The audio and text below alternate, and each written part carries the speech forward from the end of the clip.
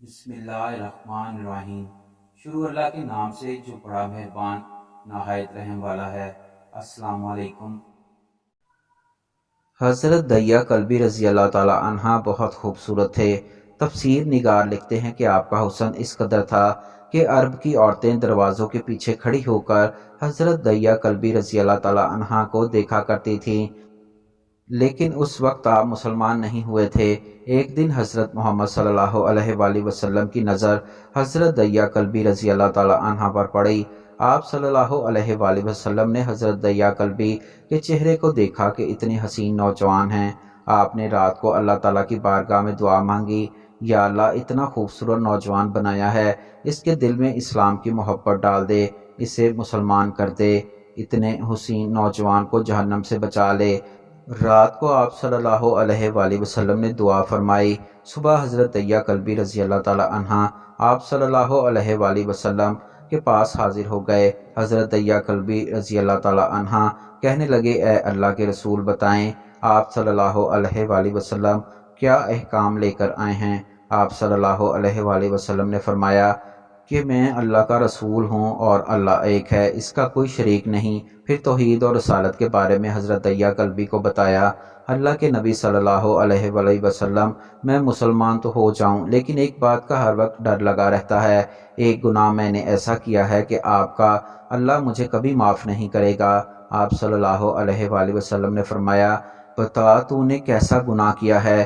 تو حضرت دیا کلبی رضی اللہ تعالی عنہ نے کہا، یا رسول اللہ صلی اللہ علیہ وآلہ وسلم، میں اپنے قبیلے کا سردار ہوں اور ہمارے ہاں بیٹیوں کی پیدائش پر انہیں زندہ دفن کیا جاتا ہے۔ میں چونکہ قبیلے کا سردار ہوں اس لیے میں نے 70 گھروں کی بیٹیوں کو زندہ دفن کیا ہے، آپ کا اللہ مجھے کبھی معاف نہیں کرے گا۔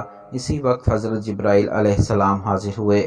یا رسول اللہ صلی اللہ علیہ وآلہ وسلم، اللہ کہتا ہے اور فرماتا ہے کہ اسے کہیں اب تک جو ہو گیا وہ ہو گیا، اس کے بعد ایسا گناہ کبھی نہ کرنا، ہم نے معاف کر دیا۔ حضرت دیا کلبی آپ کی زبان سے یہ بات سن کر رونے لگے۔ آپ صلی اللہ علیہ وآلہ وسلم نے فرمایا، دیا اب کیا ہوا ہے، کیوں روتے ہو؟ حضرت دیا کلبی رضی اللہ تعالی عنہ کہنے لگے، یا رسول اللہ صلی اللہ علیہ وآلہ وسلم، میرا ایک گناہ اور بھی ہے جسے آپ کا رب کبھی معاف نہیں کرے گا۔ آپ صلی اللہ علیہ وآلہ وسلم نے فرمایا، کیسا گناہ؟ حضرت دیا کلبی فرمانے لگے، یا رسول اللہ صلی اللہ علیہ وآلہ وسلم، میری بیوی حاملہ تھی اور مجھے کسی کام کی غرض سے دوسرے ملک جانا تھا۔ میں نے جاتے ہوئے بیوی سے کہا کہ اگر بیٹا ہوا تو اس کی پرورش کرنا، اگر بیٹی ہوئی تو اسے زندہ دفن کر دینا۔ دیا واقعہ سناتے جا رہے تھے اور روتے جا رہے تھے۔ میں واپس بہت عرصے بعد گھر آیا تو میں نے دروازے پر دستک دی، اتنے میں ایک چھوٹی سی بچی نے دروازہ کھولا اور پوچھا، کون؟ میں نے کہا، تم کون ہو؟ وہ بچی بولے، میں گھر کے مالک کی بیٹی ہوں، آپ کون ہیں؟ دیا کہنے لگے، یا رسول اللہ صلی اللہ علیہ وآلہ وسلم، میرے منہ سے نکل گیا کہ اگر تم بیٹی ہو اس گھر کے مالک کی تو میں مالک ہوں اس گھر کا۔ اے اللہ کے رسول، میرے منہ سے یہ بات نکلنے کی دیر تھی کہ چھوٹی سی بچی نے میری ٹانگوں سے مجھے پکڑ لیا اور بولی، بابا بابا آپ کہاں چلے گئے تھے؟ حضرت دیا کلبی روتے جا رہے ہیں اور کہتے جا رہے ہیں، اللہ کے نبی، میں نے بیٹی کو دھکا دیا اور جا کر بیوی سے پوچھا یہ بچی کون ہے؟ بیوی رونے لگ گئی اور کہنے لگی، دیا کلبی تمہاری بیٹی ہے۔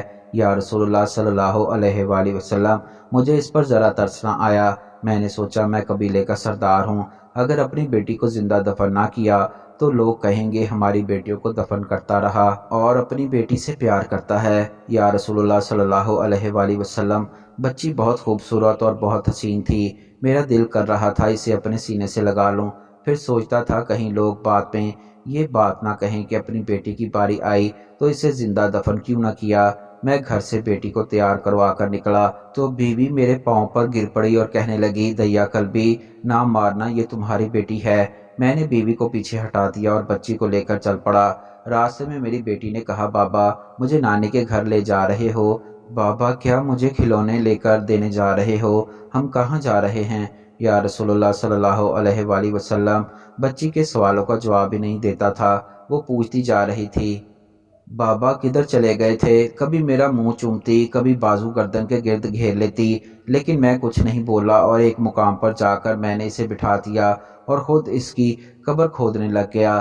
آپ صلی اللہ علیہ وآلہ وسلم دیا قلبی کی زبان سے واقعہ سنتے جا رہے ہیں اور روتے جا رہے ہیں۔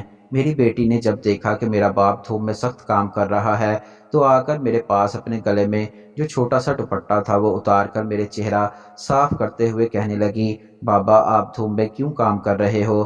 چھاؤں میں آ جاؤ، اور ساتھ ساتھ میرا پسینہ اور مٹی صاف کرتی رہی۔ آخر کار جب قبر کھود لی تو میری بیٹی پاس آئی، میں نے دھکا دیا، وہ قبر میں گر گئی اور میں ریت ڈالنے لگا۔ یا رسول اللہ صلی اللہ علیہ وآلہ وسلم، میں ریت ڈالتا کیا، مجھے اس پر ذرا ترس بھی نہیں آیا اور میں نے اسے ریت میں دفنا دیا۔ حضرت دیا کلبی رضی اللہ تعالی عنہ واقعہ سناتے ہوئے بے انتہا روئے، اور یہ واقعہ جب بتا دیا تو دیکھا آپ صلی اللہ علیہ وآلہ وسلم رو رہے ہیں۔ آپ کی داڑھی مبارک آنسو سے گیلی ہو گئی۔ آپ صلی اللہ علیہ وآلہ وسلم نے فرمایا، دیا ذرا پھر سے اپنی بیٹی کا واقعہ سناؤ۔ آپ صلی اللہ علیہ وآلہ وسلم نے 3 دفعہ واقعہ سنا اور اتنا روئے کہ آپ کو دیکھ کر صحابہ کرام بھی رونے لگے۔ اتنے میں حضرت جبرائیل علیہ السلام حاضر ہوئے۔